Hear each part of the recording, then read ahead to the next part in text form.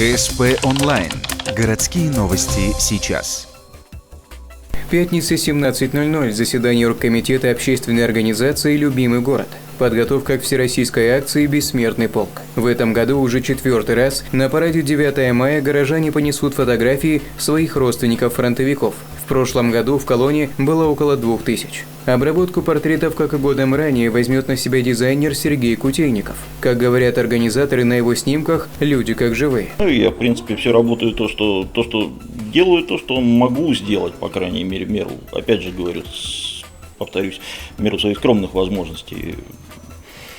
Не знаю, может быть, это талант, может быть, это мое призвание, может быть, это дело, которое я люблю делать.